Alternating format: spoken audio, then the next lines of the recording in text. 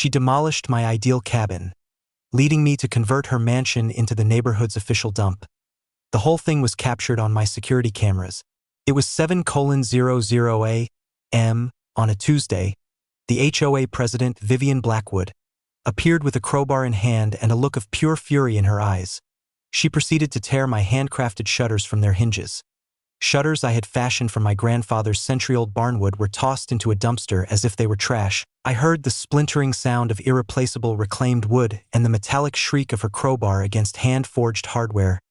"Emergency safety violation," she yelled at my security camera, fully aware that I was watching.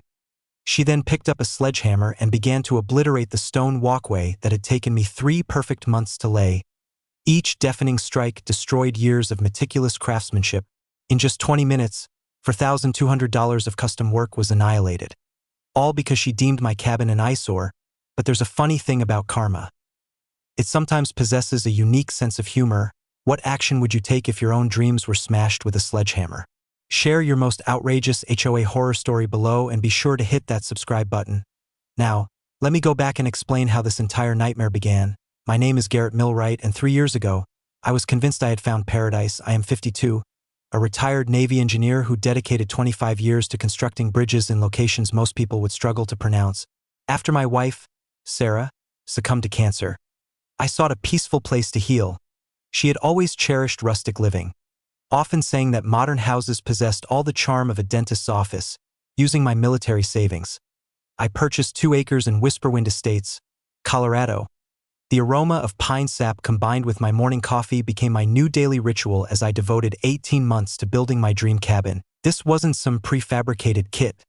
It was authentic log construction utilizing reclaimed barnwood from my grandfather's farm in Iowa. Each plank held a story, worn smooth by decades of harsh Iowa winters. Sarah would have adored running her fingers over those hand-hewn beams. Solar panels were positioned to catch the mountain sunrise. Rain collection barrels gathered afternoon thunderstorm water, and native wildflowers danced in the evening breeze. The neighborhood appeared idyllic at that time. It comprised 47 homes in total, a mix of retirees and young families. The majority of residents had standard suburban houses, beige, gray, and white cookie-cutter designs that looked as though they were regurgitated from the same architectural blueprint. My cabin, by contrast, stood out like a masterpiece in a strip mall. This was all before the HOA was established in 2021 and before I encountered the very personification of suburban misery. Enter Vivian Blackwood, 58, a former corporate compliance officer and the type of individual who would report a children's lemonade stand for not having the correct permits. Imagine a woman who seemed to have been soaked in pickle juice and left to ferment. She resided in the largest house on the block, a 4,200 square foot McMansion that broadcasted. I hit my peak in my 40s, and this house is the proof. Her lawn was so unnaturally green it was almost painful to view. The chemical odor of fertilizer constantly lingered around her property. Like a poisonous cloud, every shrub was pruned with military-like precision, and every flower was arranged in color-coordinated rows resembling a Home Depot display. Vivian ran for HOA president without any opposition. That should have been my first warning sign, but frankly, who really wants to get into disputes over neighborhood politics? Her fixation on uniform neighborhood aesthetics quickly became the stuff of local legend. She would patrol the streets in her white Lexus SUV. Always white, always immaculate. Carrying a clipboard and wearing the dead-eyed expression of a mall cop who had finally discovered his calling. The sound of gravel crunching under her tires served as a warning of her approach, like a suburban grim reaper. "Your mailbox is 2 inches too tall," she would inform baffled homeowners. "Christmas lights are to be taken down by January 1st, not January 2nd. The woman had elevated nitpicking to a fine art, but she reserved a special kind of animosity for my cabin. The first letter came on a Tuesday, sent via certified mail with enough official-looking seals to make the IRS envious. Architectural violation number 2024-089. It declared in bold red type that my cabin detracted from community visual harmony and created an aesthetic disruption threatening property values. The specific grievances were poetic in their absurdity. Rustic appearance inconsistent with modern development standards. Lady, if I had wanted modern development standards, I would have purchased a beige box like everyone else. A $500 fine was issued, along with a corrective action plan to be submitted within 30 days. The sheer audacity was stunning. This is where I committed my first error.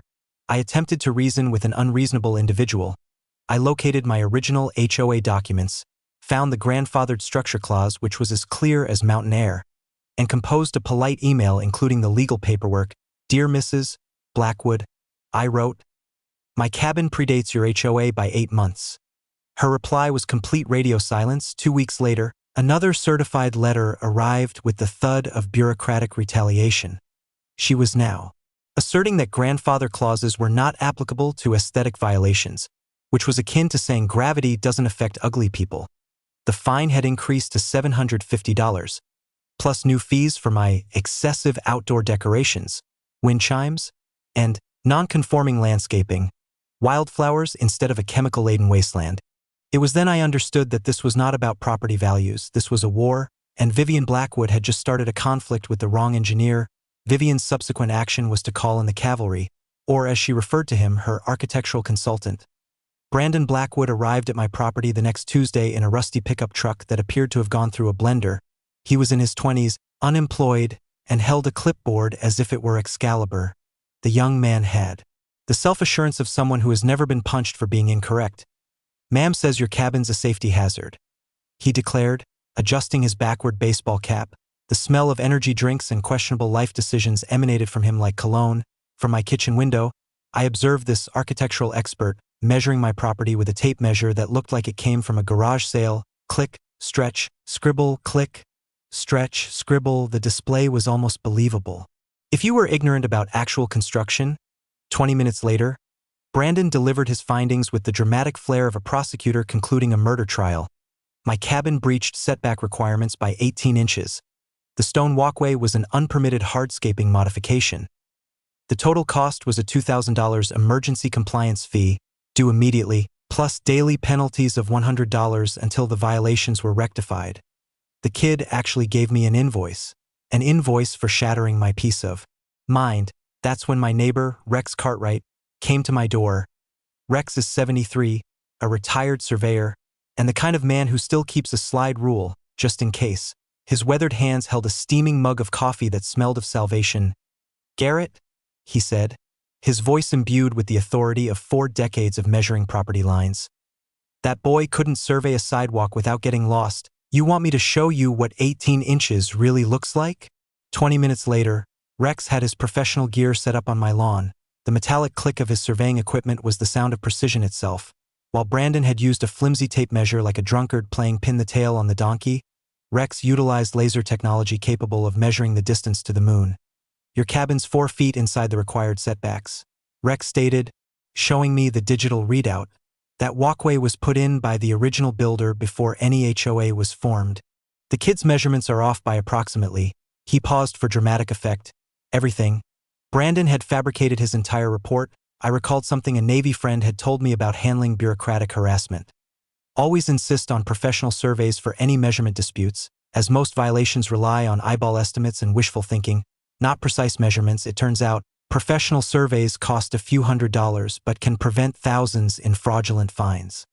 I submitted a formal complaint to the Colorado HOA Regulatory Board, complete with Rex's professional survey that refuted Brandon's fictional measurements. Then, I conducted some research on our beloved HOA president. It turned out Vivian Blackwood had a background that read like a suburban horror story.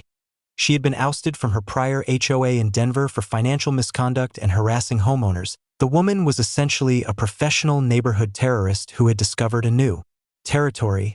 My complaint requested an independent professional inspection by a licensed surveyor, not some jobless nephew with a clipboard and a bad attitude.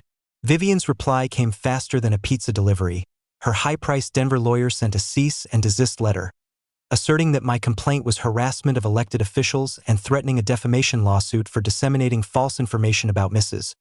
Blackwood's qualifications. The legal fee for that letter likely cost more than my monthly mortgage, but it revealed everything I needed to know. Vivian was afraid, and fearful people become desperate. She arranged a second professional inspection with a different consultant. Her brother-in-law, Larry, who was an insurance adjuster and apparently moonlighted as an architectural expert when his family needed someone to falsify official documents. But here is the thing about small towns. News spreads faster than gossip at a church social. Within 48 hours, 8 neighbors had privately contacted me to share their own Vivian horror stories. Mrs. Luna was cited for planting roses that were the wrong hue of red. Tom Brightwell from the hardware store got a violation for parking his work truck in his own driveway. The Patterson family was fined because their tire swing was aesthetically inconsistent with neighborhood standards. The pattern was abundantly clear. Vivian targeted anyone who dared to show individuality. She desired a neighborhood of beige robots residing in beige houses with beige souls. Several neighbors volunteered to testify about her abuse of power. Rex began to organize what he termed community documentation, essentially creating a paper trail of Vivian's greatest hits. The sound of gravel crunching signaled each neighbor's arrival at Rex's garage, which had become the unofficial resistance headquarters. The woman had unknowingly fostered her own opposition movement. Larry, the brother-in-law, appeared the following week, equipped with an even more impressive clipboard and the vacant stare of someone who had traded his integrity for holiday dinners. The morning air was filled with the aroma of fresh coffee from Rex's house next door, where half the neighborhood had convened to watch the spectacle. Serious structural issues, Larry declared after his 10-minute inspection.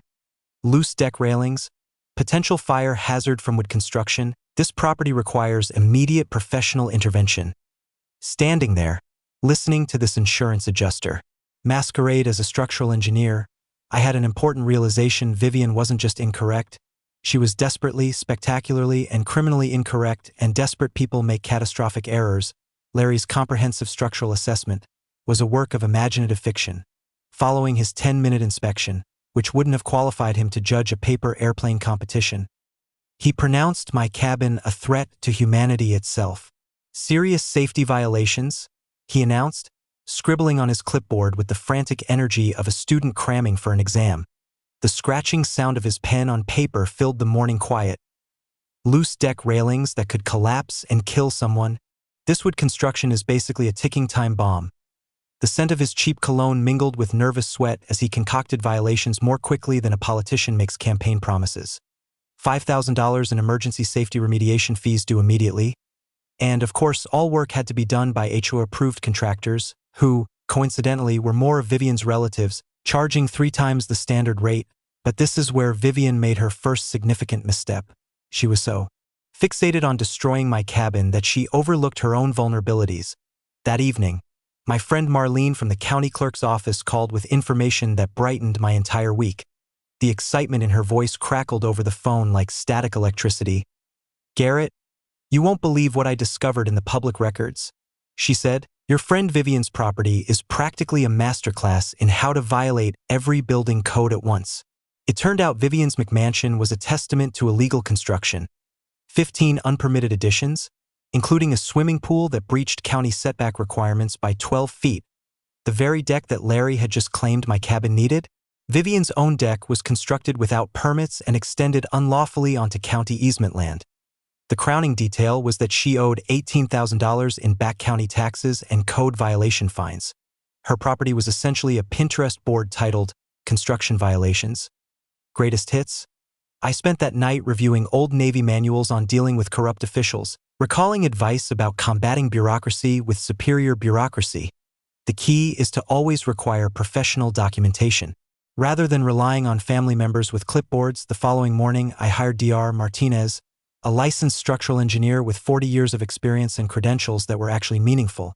While he performed his inspection with equipment that likely cost more than Brandon's truck, I made a few strategic calls. It's remarkable how quickly county code enforcement becomes interested in unpermitted swimming pools when anonymous tips provide specific violation addresses and photographic proof. I also arranged what I tactfully named a Whisper Wind residence information meeting. Rex's garage was starting to smell like a mix of motor oil, coffee, and righteous anger as 25 homeowners gathered to share their war stories. Sarah Rise, the HOA attorney I had invited, had the expression of someone who had seen every dirty trick in the suburban playbook. She explained Colorado law as the garage filled with the sounds of shifting chairs and rustling papers. Pre-existing structures have bulletproof legal protection, she stated, her voice carrying the authority of someone who routinely demolishes HOA cases like this. Most violations are based on rules that exist only in someone's imagination, not your actual covenants. The horror stories that came to light could have filled a Stephen King novel. Mrs. Patterson's violation for excessive garden gnomes? Nowhere in the covenants the Williams family's citation for parking an RV in their driveway. Completely fabricated. Tom's violation for his work truck. Pure fiction. Vivian had been conducting a creative writing workshop, but instead of novels, she was authoring fake violations. But Vivian's true panic set in on Thursday morning when County Inspector Jake Morrison arrived at her property with a clipboard, a camera, and a very official demeanor, according to Marlene's inside sources. Vivian's reaction was worthy of an Academy Award. First, she tried to blame the violations on the previous owner. When that failed, she alleged the inspection was harassment orchestrated by disgruntled neighbors. Next, she attempted to claim her unpermitted pool was actually a decorative water feature that didn't need permits.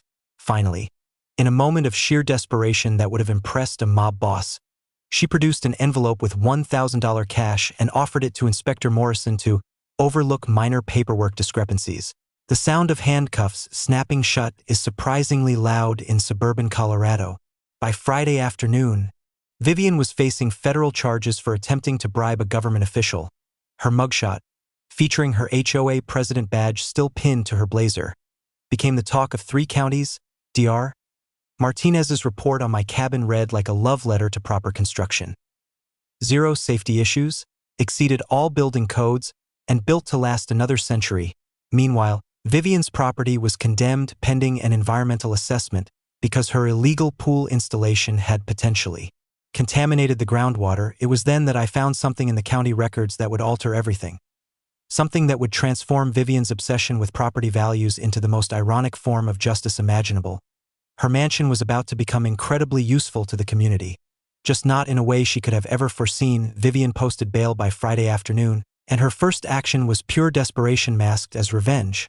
On Saturday morning at 7:00 a.m., I was awakened by the noise of chainsaws and heavy machinery outside my window.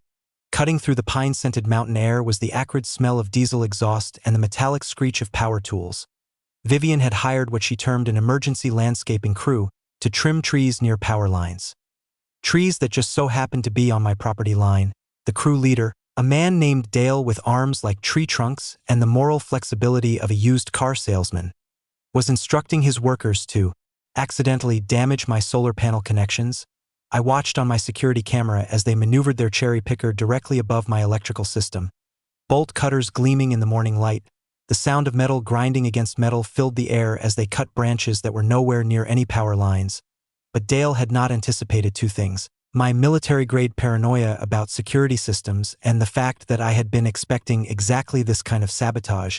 Every snip of those bolt cutters was recorded in 4K high definition, including audio of Dale explaining how they would make the damage to the electrical connections look like it was caused by a storm, the crunch of boots on gravel as they positioned their equipment, the nervous laughter when one worker questioned if this was legal. It was all documented. I dialed 911 before they could complete their destructive work. The responding officers arrived to find Dale's crew red-handed, with bolt cutters poised over my solar array. 2 workers were arrested for attempted vandalism and conspiracy to commit property damage.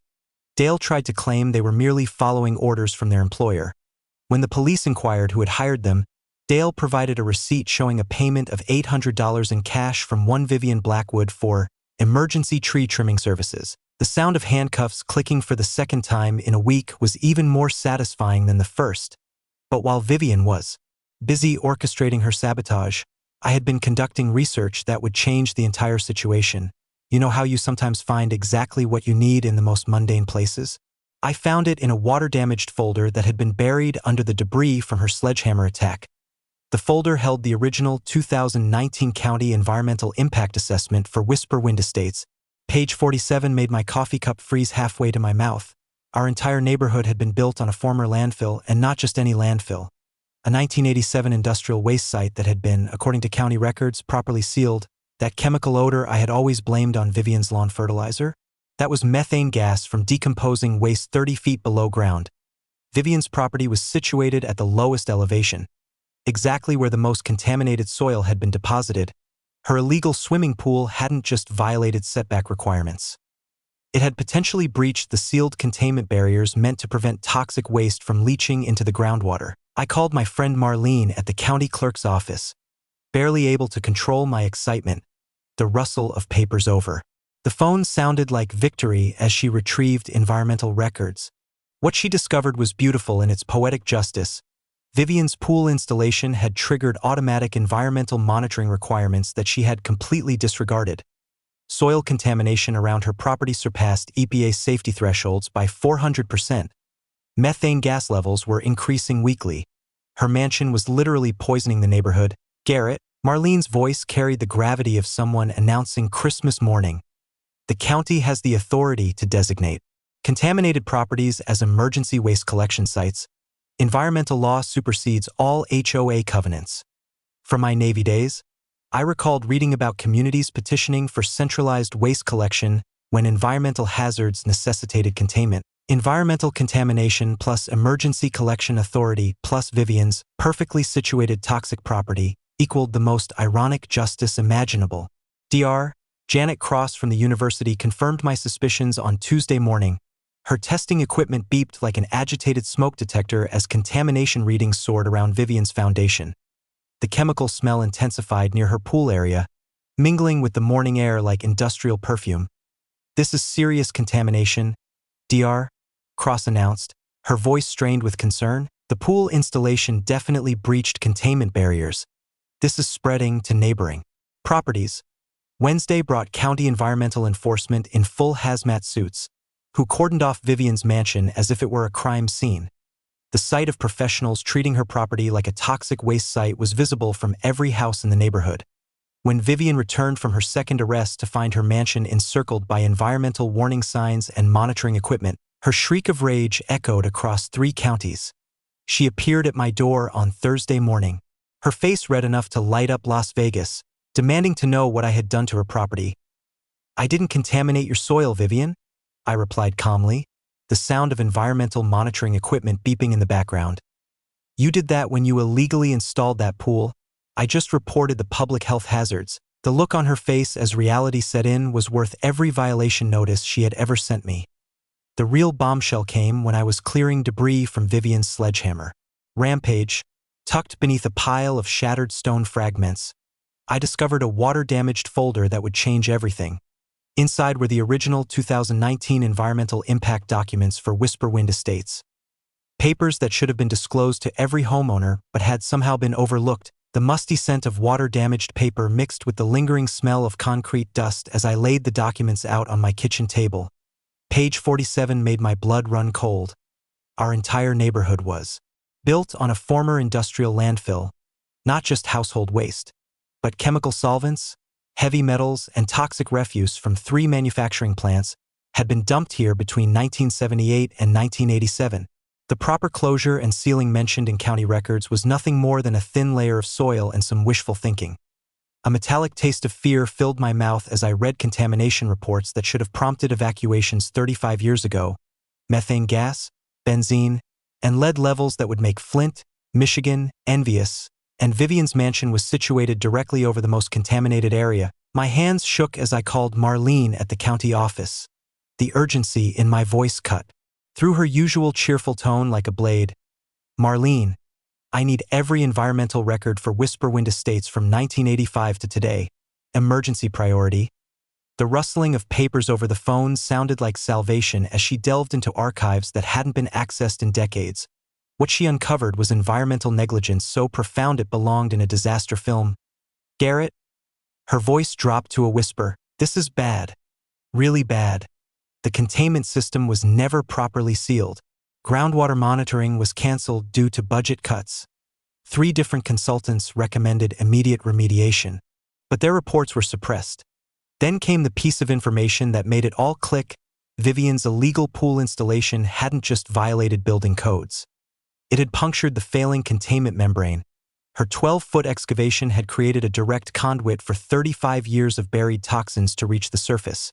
Her immaculate green lawn wasn't the result of fertilizer. It was due to chemicals that would cause a hazmat team to evacuate the county. Dr. Cross arrived on Tuesday morning with testing equipment that looked like it belonged on a space probe. The electronic beeping of her contamination detectors filled the air like mechanical birdsong as readings spiked around Vivian's property. "This is catastrophic," she declared, her voice tense with professional alarm. "Contamination levels are 400% above EPA safety limits and rising weekly. That pool installation created a toxic chimney straight to the groundwater." The chemical smell intensified as we neared Vivian's foundation, a sickly sweet odor that my Navy-trained nose recognized as an immediate threat. But this is where environmental law became my secret weapon. Colorado's Environmental Protection Act grants counties broad emergency powers when contamination endangers public health. They can override HOA covenants, seize contaminated properties, and establish emergency waste collection sites. Properties that caused contamination through illegal modifications become permanent collection facilities at the owner's expense. The irony was so perfect it felt like environmental karma with a legal degree. Wednesday brought county environmental enforcement in full hazmat suits, treating Vivian's mansion like Chernobyl with better landscaping. The sight of professionals cordoning off her property with yellow tape and radiation symbols was visible from 3 counties. When Vivian returned from her latest arrest to find her home declared an environmental disaster zone, her scream could have powered wind turbines. She called that evening, her voice cracking with desperation. "What did you do to my house?" "I didn't contaminate your property, Vivian," I replied calmly, savoring the sound of environmental monitoring equipment beeping in the background. "You did that when you illegally punctured a sealed toxic waste site. I just reported the public health emergency you created." The silence on the other end was telling. Her mansion was about to become the neighborhood's official dump site, and environmental law would make it legally airtight. With environmental law on my side and Vivian's property officially designated a toxic waste site, it was time to gather my dream team and transform this environmental disaster into community justice. The first call was to Rex Cartwright, who had become our unofficial neighborhood general. The gravel crunched under his boots as he came over from his garage workshop, wiping motor oil from his hands with a rag that had seen better days. "Garrett, my boy," he said, his eyes twinkling with the kind of mischief that comes from 73 years of watching karma unfold. "I've been waiting my whole retirement for a project this satisfying." Rex provided 40 years of construction expertise and an intimate knowledge of every contractor, inspector, and county official within a 50-mile radius. More importantly, his reputation ensured that his calls were returned immediately. Marlene from the county clerk's office served as our intelligence specialist, equipped with an almost supernatural talent for unearthing buried documents and forgotten regulations. The smell of coffee and resolve filled her cluttered office as she pulled environmental precedents from all over Colorado. "There's a case from 2018 in Jefferson County," she announced, her voice crackling with excitement as papers rustled on her desk. A property owner illegally modified contaminated land. The county designated it a permanent waste collection site.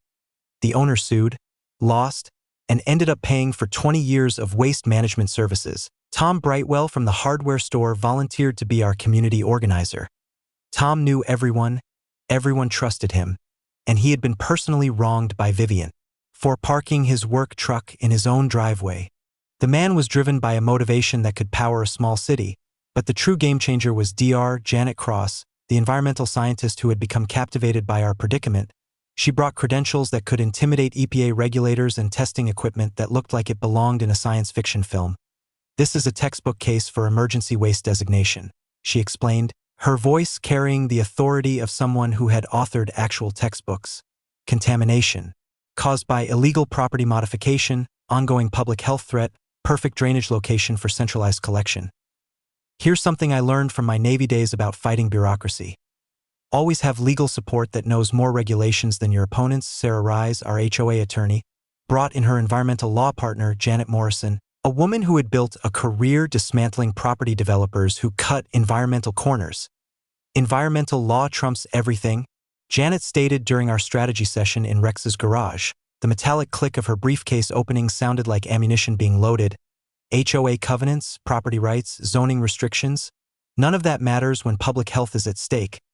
The legal strategy was elegantly simple. We would file a community petition for an emergency waste collection designation, proposing Vivian's property as the logical choice due to existing contamination and its optimal location.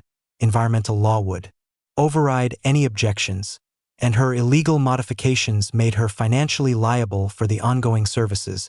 I had learned from my research that communities can petition counties for centralized waste collection when environmental hazards require containment. The process usually takes months, but when contamination is actively spreading and threatening public health, emergency designations can be approved in weeks. The financial aspect was beautifully ironic. Waste management companies build properties for collection services, but when environmental law mandates the service, the contaminated property owner is responsible for payment. Regardless of consent, Vivian would be legally obligated to accept waste trucks twice a week and pay approximately $2,400 monthly for the privilege. Tom organized door-to-door educational visits about the environmental threat, armed with DR, cross-contamination maps, and soil test results. The sound of doorbells ringing throughout Whisper Wind became the soundtrack of community action. Within 48 hours, we had signed petitions from 43 of the 47 households supporting the emergency waste collection designation. The only holdouts were properties owned by Vivian's relatives, who were likely hoping this environmental crisis would just vanish like their family's integrity. Rex coordinated with waste management companies, obtaining quotes for industrial collection services. The hydraulic whine of garbage trucks during his site visits sounded like mechanical music to my ears. DR Cross prepared comprehensive environmental impact studies, demonstrating how centralized collection at Vivian's property would contain the spread of contamination and protect neighboring families. Her reports read like environmental poetry. If poetry could sentence someone to permanent garbage truck visits. Meanwhile, Marlene submitted our community petition to the county environmental office, complete with contamination evidence, health impact studies, and signatures from 91% of the affected residents. The official stamps on the filing documents sounded like justice being served with proper paperwork. The timeline was ambitious but feasible. A 30-day public comment period, a community hearing, and a county decision within 60 days. Environmental emergencies could bypass the usual bureaucratic delays, especially when illegal property modifications were the cause of the contamination. Vivian's attempts to organize opposition were spectacularly futile. Her criminal charges for bribery and property sabotage made her objections appear as desperate deflections. Her environmental attorney resigned after reviewing the contamination evidence. Even her relatives began to distance themselves from the toxic property owner. By Friday, everything was in motion, legal paperwork was filed, the community was organized, environmental evidence was documented, and waste management companies were contracted. Vivian's mansion was just 30 days away from becoming the neighborhood's official dump site, and there was no legal path for her to prevent it. Vivian's desperation soared to new levels when she saw the legal net closing around her. Her initial move was to retain the most expensive environmental law firm in Denver, the kind of lawyers who represent chemical corporations and charge more per hour than most people earn in a month. The sharp click of designer heels on pavement heralded the arrival of Victoria Sterling, Esquire, a woman who looked as though she had emerged from a corporate nightmare. Her silver briefcase likely cost more than my truck, and her expression implied she ate environmental activists for breakfast. My client's property rights are being violated by a conspiracy of vindictive neighbors, Sterling declared to the local news crew that had been stationed outside Vivian's contaminated mansion. The chemical scent of toxic soil blending with her expensive perfume created a strangely fitting combination, but Sterling's first error was underestimating the sheer volume of evidence we had compiled. When she demanded to see our supposed contamination reports, Dr. Cross appeared with 3 boxes of soil analyses, groundwater studies, and EPA correspondence that would have impressed a federal prosecutor. The rustling of paperwork filled Sterling's temporary office as she realized her client hadn't just bent environmental rules.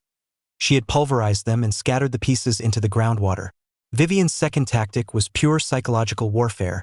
She hired a private investigator to unearth dirt on everyone who had signed our petition, the PI, a former mall cop named Bradley with delusions of competence, began tailing community members around town like the world's least subtle stalker. Rex caught Bradley photographing his garbage cans and confronted him with the frankness of a man who had survived 7 decades with no patience for nonsense.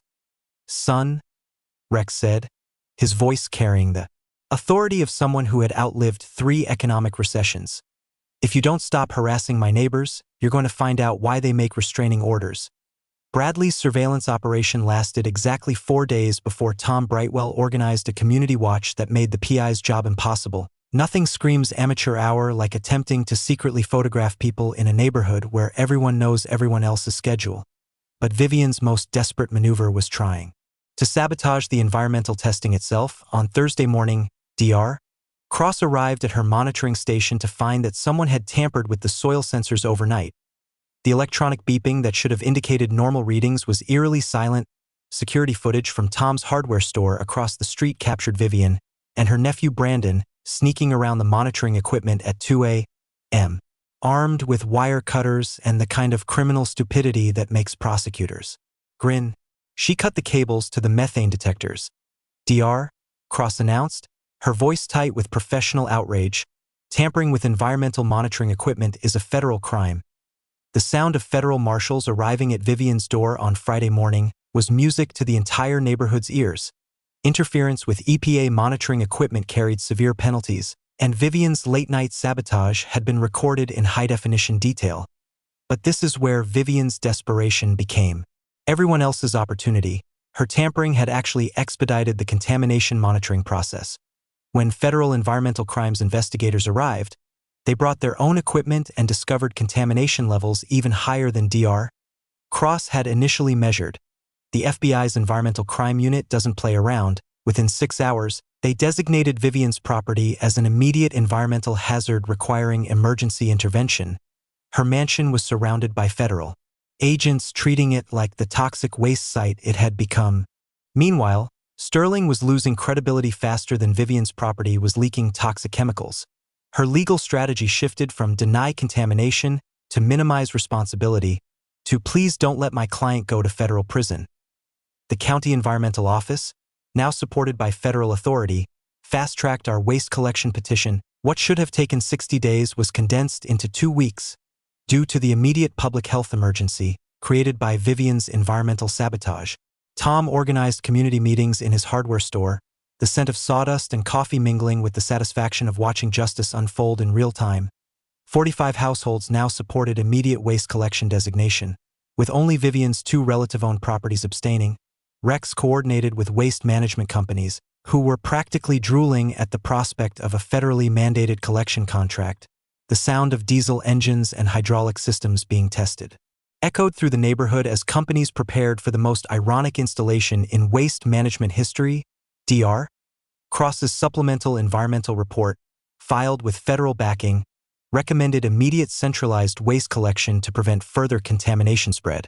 Her conclusion was environmental poetry. The contaminated property represents the optimal location for emergency waste containment services. By Friday evening, federal environmental officers had posted official notices on Vivian's mansion, declaring it a designated emergency collection facility, pending final authorization. The yellow tape and hazmat warnings transformed her McMansion into a warning label for environmental negligence. Vivian's final play was to threaten a lawsuit against the entire neighborhood for conspiracy and harassment. Sterling dutifully filed papers that were promptly dismissed by a federal judge, who noted that committing environmental crimes does not provide grounds for defamation lawsuits. The legal system had officially exhausted its patience with Vivian Blackwood's environmental terrorism. Monday would bring the final county hearing, and Tuesday would bring the waste trucks. Vivian's last-ditch effort was a media campaign that backfired so spectacularly it should be studied in PR disaster classes. She contacted every news station in Colorado, claiming to be the victim of an intricate neighborhood conspiracy orchestrated by a vengeful veteran with government ties. Channel 7's investigative reporter, Amanda Walsh, arrived at Vivian's mansion expecting a David versus Goliath story.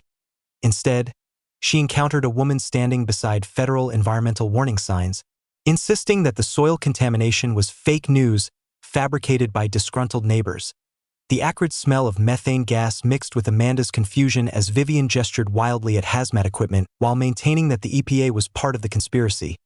The sound of environmental monitoring alarms beeping in the background created a surreal soundtrack for her increasingly frantic interview. "These readings are fabricated," Vivian declared, pointing at contamination detectors that were practically screaming warnings.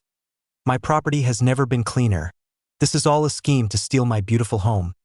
Amanda's cameraman continued to film as Vivian contradicted herself multiple times in 5 minutes, first claiming the contamination was fake, then blaming the previous owner. and finally suggesting that Garrett had somehow planted toxic chemicals in her soil under the cover of darkness. The interview went viral within hours, but not for the reasons Vivian had hoped. Social media erupted with clips of her denying environmental contamination while standing next to EPA warning signs. #ToxicKaren became a trending hashtag, with environmental scientists using her as an example of why citizen oversight is crucial. But Vivian's desperation reached its peak of absurdity when she attempted to physically obstruct the county's final environmental assessment. On Tuesday morning, she chained herself to her mailbox and live-streamed a Facebook rant that attracted viewers for all the wrong reasons. "They're trying to steal my property through government tyranny," she yelled into her phone, wearing a gas mask she had ordered from Amazon. The irony of protecting herself from contamination she claimed didn't exist was lost on no one. Rex hosted a neighborhood barbecue in his backyard to watch the spectacle. The aroma of grilled burgers mingled with the distant chemical odor from Vivian's property, creating the most surreal block party atmosphere imaginable. 40 years I've lived in Colorado, Rex announced, flipping burgers with the satisfaction of a man watching justice served medium well. And I've never seen karma work this efficiently.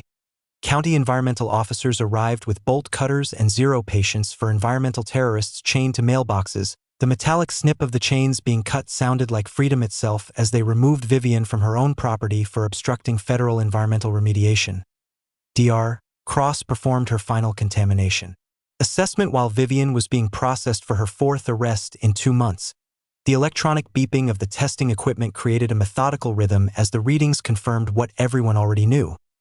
The property was an environmental disaster that required immediate waste management intervention. Contamination levels have actually increased since our last assessment, Dr. Cross announced to the assembled county officials. Delayed remediation has allowed toxic seepage to spread toward neighboring properties. Emergency waste collection is no longer optional. It's mandatory. The federal environmental officer nodded grimly, his clipboard thick with violations that would make a mob prosecutor envious. The property owner's repeated interference with environmental monitoring has elevated this to a national priority remediation site. Meanwhile, Tom had organized the community's final display of support. 45 households had signed updated petitions demanding immediate waste collection designation.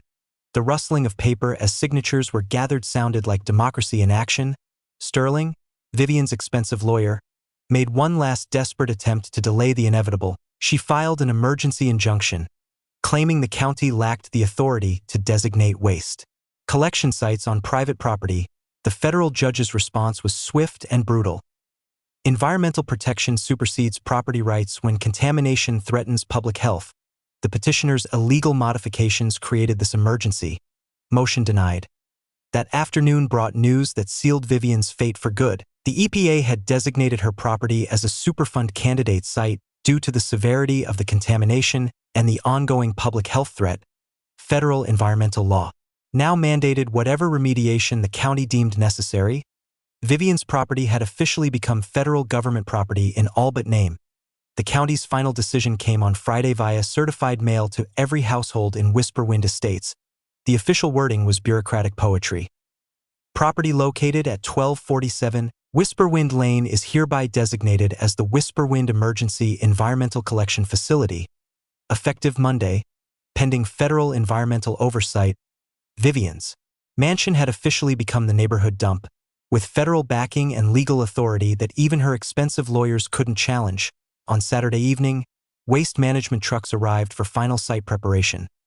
The diesel rumble of heavy equipment echoed through the mountain air as industrial collection containers were positioned where Vivian's luxury cars once sat. Rex raised a beer in a toast from his deck as the first dumpster was placed directly in front of Vivian's former front door. "To environmental justice," he called out, his voice carrying across the neighborhood. Sometimes karma comes with a garbage truck. Monday would bring the public hearing for final community approval. Tuesday would bring the first official waste collection at Vivian's former mansion.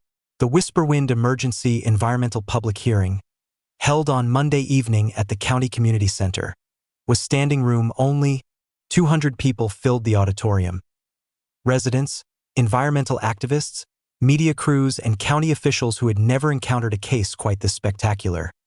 The air, thick with nervous energy and the smell of fresh coffee, buzzed as people found seats that hadn't seen this much excitement since the annual pie auction. Camera crews from 3 Denver stations set up their equipment, which hummed with electronic anticipation. Federal Environmental Officer Jake Morrison initiated the proceedings with what amounted to a bureaucratic death sentence. We're here to formalize the emergency waste collection designation for the property at 1247 Whisperwind Lane due to ongoing environmental contamination and public health threats. That's when Vivian made her grand entrance.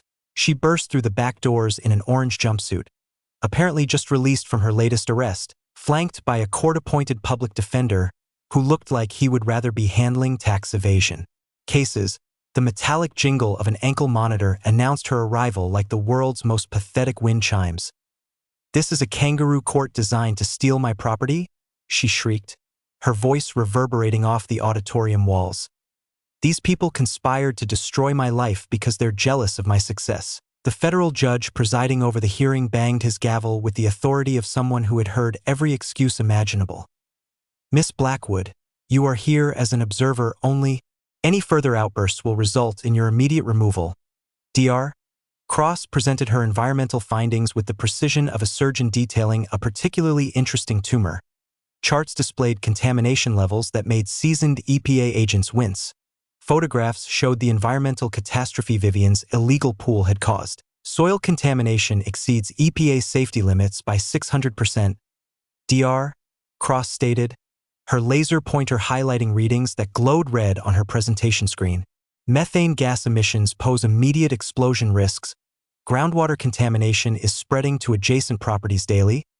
A sharp, collective gasp from the audience sounded like shared horror as people understood how close they had come to an environmental disaster. Rex took the podium to represent community concerns. His weathered hands were steady as he addressed officials who were actually listening to him. "This contamination threatens 47 families. Emergency waste collection isn't just necessary. It's the only thing standing between us and an environmental disaster." 15 neighbors testified about health symptoms they had experienced. Headaches, nausea, and respiratory issues that doctors couldn't diagnose until the contamination was revealed. The cumulative testimony painted a picture of an environmental assault that had federal prosecutors taking notes. Tom Brightwell spoke on behalf of local businesses, explaining how the environmental contamination was impacting property values and the community's reputation. "We need immediate action to protect families and preserve our neighborhood." That's when Vivian completely lost her composure. "You're all lying?" she shrieked, leaping to her feet despite her ankle monitor and her public defender's attempts to restrain her. "There's no contamination. This is all fake science created by my vindictive neighbor who wants revenge because I reported his ugly cabin." The auditorium fell silent, save for the steady beeping of environmental monitoring equipment outside. Federal Officer Morrison rose slowly, his voice carrying the weight of someone who had prosecuted environmental criminals for 2 decades. "Miss Blackwood, your own illegal property modifications created this contamination. FBI analysis confirms you tampered with monitoring equipment.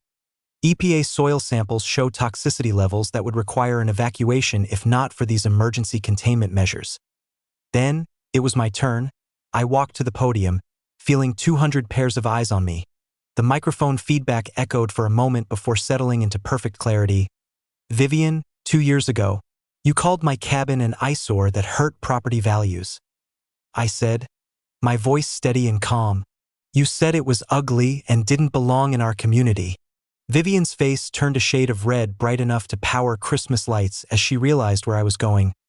"Well, now your property is officially the neighborhood dump site, serving our entire community with federally mandated waste collection services." Sometimes irony has a sense of humor. The auditorium erupted in applause that lasted for 3 full minutes. Judge Harrison banged his gavel for order, but his slight smile suggested he appreciated poetic justice as much as anyone. Based on the overwhelming environmental evidence and unanimous community support, this court designates 1247 Whisperwind Lane as the Whisperwind Emergency Environmental Collection Facility, effective immediately. The sound of his gavel striking the bench echoed like thunder. Federal environmental oversight will ensure proper waste management and ongoing contamination monitoring. The property owner is financially responsible for all collection services and environmental remediation. Vivian's scream of rage could likely be heard in Wyoming, but it was drowned out by the applause from everyone else in the room, as federal marshals escorted her out for violating her restraining order. Camera crews captured the perfect shot. Vivian being removed from a hearing that officially turned her mansion into a garbage dump. Tuesday morning would bring the waste trucks, and Vivian's revenge fantasy would become our community's environmental success story. Tuesday morning delivered the most beautiful sound I had heard in 2 years. The hydraulic whine of garbage trucks backing up to Vivian's former mansion. At 6:00 a.m. sharp, Mountain West Waste Management arrived with industrial collection containers that gleamed like diamonds of environmental justice. The diesel rumble of heavy equipment echoed across Whisperwind Estates as professional waste collectors transformed Vivian's pristine driveway into the neighborhood's most useful facility. Rex organized a neighborhood coffee celebration on his deck to witness the historic moment. The scent of fresh mountain air mingled with pure satisfaction as we watched the most ironic property transformation in Colorado history unfold. 43 years I've been in waste management, announced truck driver Miguel Santos, positioning a bright green dumpster precisely where Vivian's luxury SUV used to be parked. Never had a job this satisfying. That lady got exactly what environmental karma ordered. Industrial collection containers were lined up like a conquering army. Recycling, organic waste, household garbage, and hazmat disposal. Where Vivian once obsessed over aesthetic perfection, federal warning signs now proclaimed environmental hazard and authorized personnel only in bold yellow letters. The transformation surpassed everyone's wildest dreams. Centralized waste collection cut individual household costs by 40%. Environmental monitoring protected property values and began attracting environmentally conscious buyers. Federal oversight guaranteed proper contamination containment for generations. Within 18 months, our success story had garnered national attention. The EPA designated Whisperwind as a model community for citizen-led environmental protection. Property values rose by 22% due to proactive environmental management and the complete eradication of HOA harassment. Rex launched Property Rights Defense Colorado, helping homeowners across the state combat abusive HOAs using our proven strategies.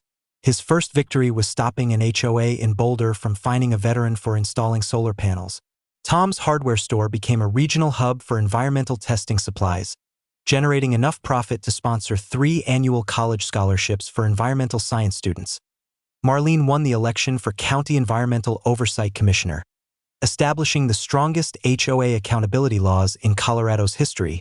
Her Vivian's Law now requires environmental disclosure before any HOA property modifications. Dr.